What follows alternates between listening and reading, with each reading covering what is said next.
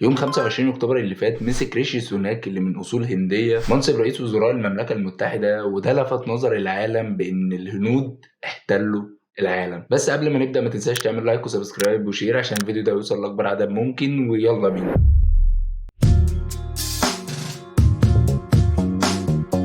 اكبر الشركات في العالم حاليا اللي زي جوجل واي بي ام ومايكروسوفت وادوبي وغيرهم كتير، المديرين التنفيذيين بتوعهم هنود. اكيد في سر ورا حاجه زي كده، يكونش الهنود في الاداره زي البرازيليين كده في الكوره، لا بجد، بس اكيد في سر ورا حاجه زي كده. بص يا سيدي، اتعملت دراسه من جامعه نيو هامشاير ما بين مديرين امريكان وما بين هنود، وعملوا زي مقارنه ما بينهم كده. الغريب في الموضوع ان الهنود كانوا بيطلعوا نتائج دايما افضل من الامريكان من حيث الاداره، وان الهنود بيبقى عندهم دافع اكبر واصرار ناحيه النجاح. في سنه 2013 مسك الامريكي ستيفن بالمر المدير التنفيذي لشركه مايكروسوفت بعد بيل جيتس، ومسك من هنا وعينك ما تشوف الا النور. قرارات متخلفه وقرارات تنافسيه، في حين اصلا ان الشركه كانت بتمر بازمه في الفتره دي، واضطروا ان هم يقلبوه في اخر 2013. مسك مكانه في اوائل 2014 الهندي ساتيا ناديلا، وحرفيا حقق المستحيل. قدر يوقف الشركه على رجليها من بعد بالمر والمشاكل اللي حصلت مع المنافسين، عن طريق ان هو كان بيبقى متعاون اكتر معاهم وما بيعاملهمش كاعداء زي ما عمل بالمر. طب ايه سر نجاح واحد زي ساتيا قدام بالمر؟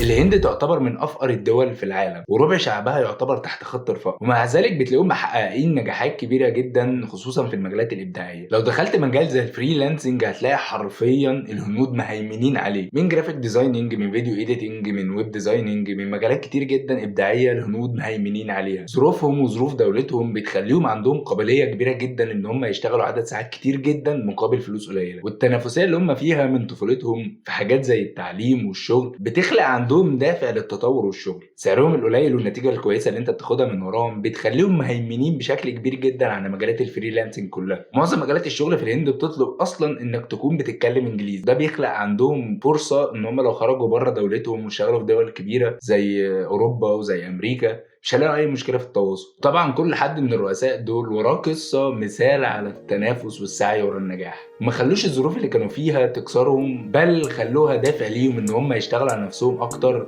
وده وصلهم انهم يحتلوا العالم. لو وصلت لحد هنا ما تنساش تعمل لايك وسبسكرايب وشير، وبس كده، سلام.